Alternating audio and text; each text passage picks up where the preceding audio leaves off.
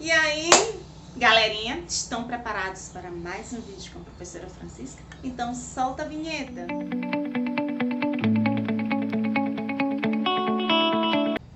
Boa tarde, oitavo ano! Então, vamos lá. Prestem bastante atenção, nós vamos ainda continuar discutindo, conversando um pouquinho sobre oficinas de negócio. E agora nós vamos para onde? Nós vamos para a página 45, que diz assim, o plano de negócio 3, que é o que? O funcionamento. Então a gente vai pensar como vai acontecer esse funcionamento, por que é importante nós estarmos aprendendo como funciona um negócio, né? Como ano passado nós estávamos juntos, trabalhando mesmo na prática esse tipo de funcionamento, hoje nós vamos ver na teoria. O que acontece? Primeiro, no funcionamento, nós iríamos trabalhar com o quê? Com equipe. Não tem como trabalhar nesse plano de negócio só. Então, tudo que nós fizermos aqui, a gente vai pensar no possível, se eu estivesse na equipe de fulano, de cicrano. Então, é importante, né, nesse momento, a gente pensar dessa forma, tá? Porque com fé em Deus, no próximo ano nós estaremos juntinhos, né? Todos juntos, divididos em equipes. Então, é importante a gente aprender agora, né? E trabalhar em equipe, quando eu digo termo equipe, trabalhar em equipe, muitas vezes a gente monta os grupos, né? Monta os grupos com as pessoas que a gente tem mais afinidade. A gente sempre usa esse termo, eu tenho mais afinidade. Ah, não, fulano é super responsável. Então, eu quero esse fulano na minha equipe porque eu sei que não vai me dar trabalho. Nós sabemos que dentro de uma equipe tem algumas pessoas que dão trabalho, sim. Vamos já conversar um pouquinho sobre isso mais adiante, tá? Nesse funcionamento, trabalhando com a equipe, nós vamos ver 3 passos importantes. Quais são eles? Nós vamos definir as etapas de produção e as ações elaboradas pela equipe, né, dos produtos, que é o trabalho diretamente com o produto, que a gente vai pensar em ficção.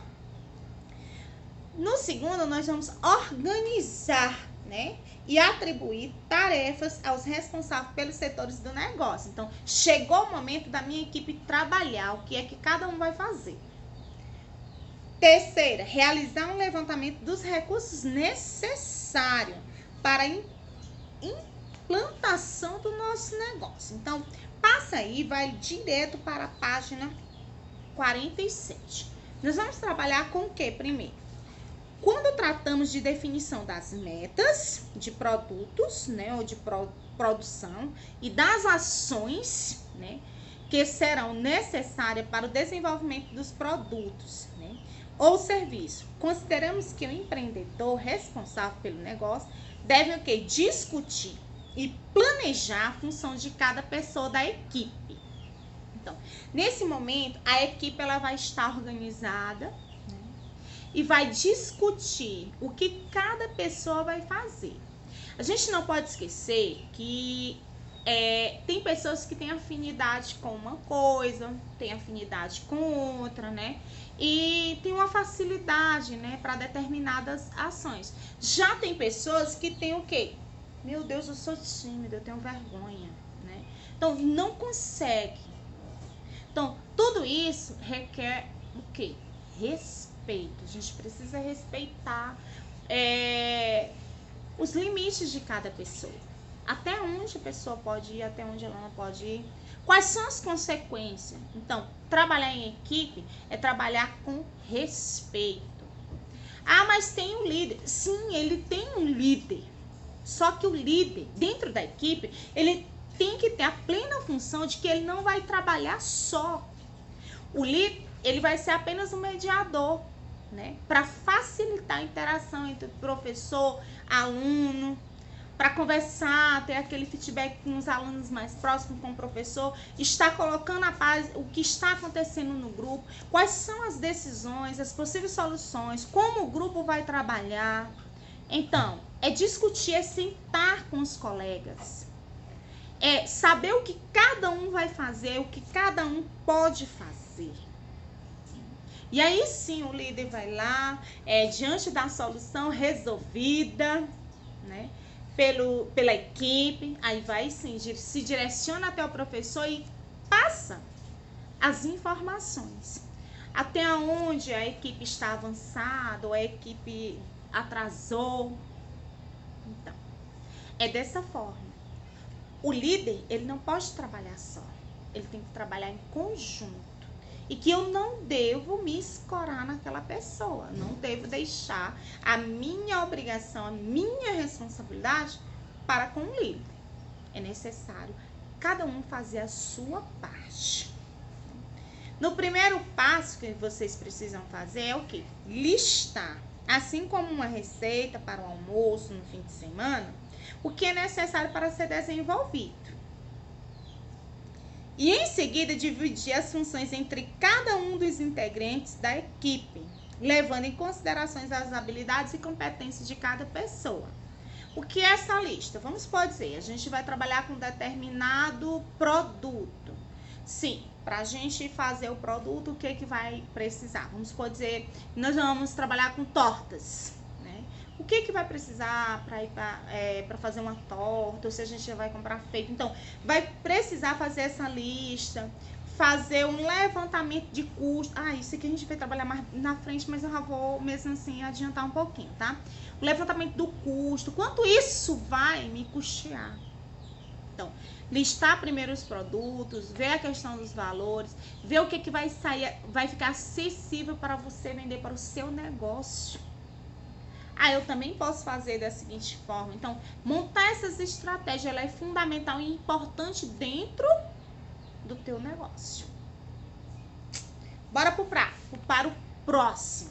Passo 8. Diz assim: organizar, atribuir os responsáveis pelos setores do negócio.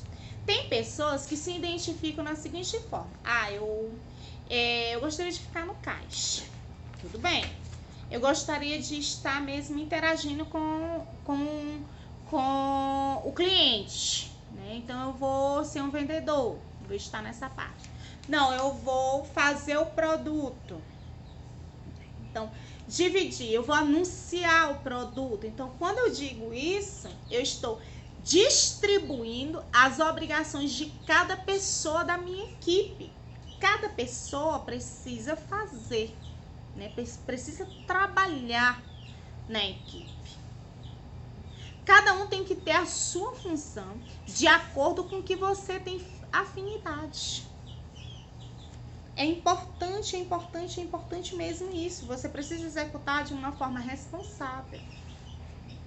É fundamental a presença de líderes que tenham responsabilidade de gerir grupos e equipes de trabalho. Olha, qual a função do líder?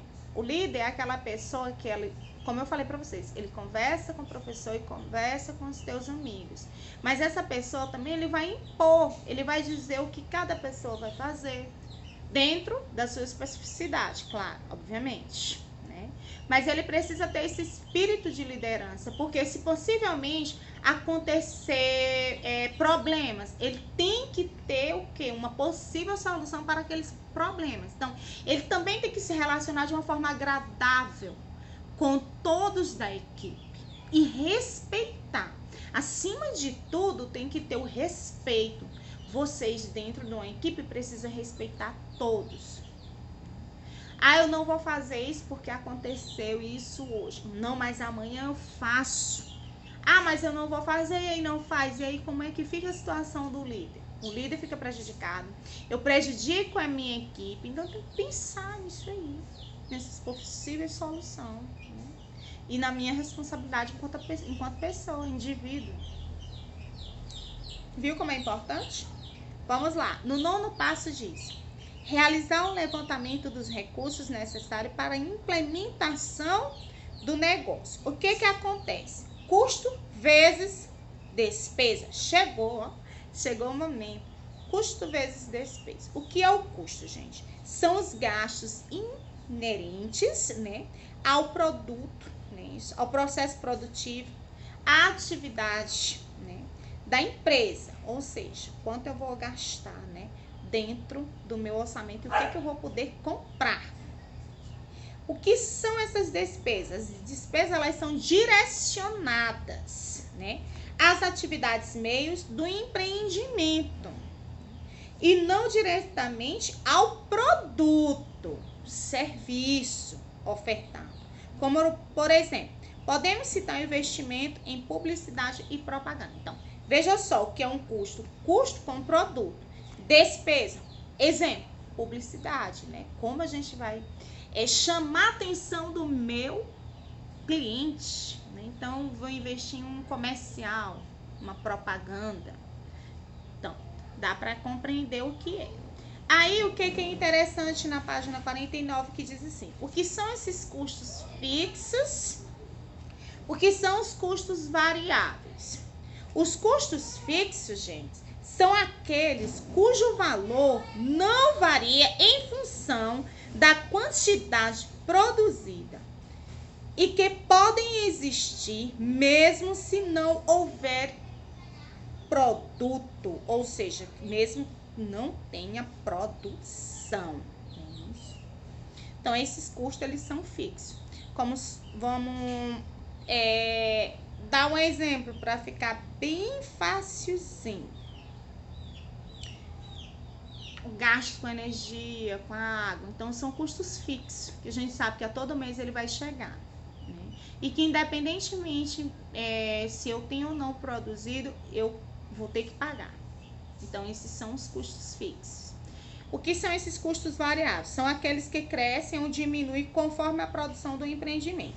Ou seja, quando há uma intensa atividade produtiva. Ou seja, o que é esse custo variável? Exemplo, o meu negócio, ele cresceu um pouquinho. Requer que eu faça o quê?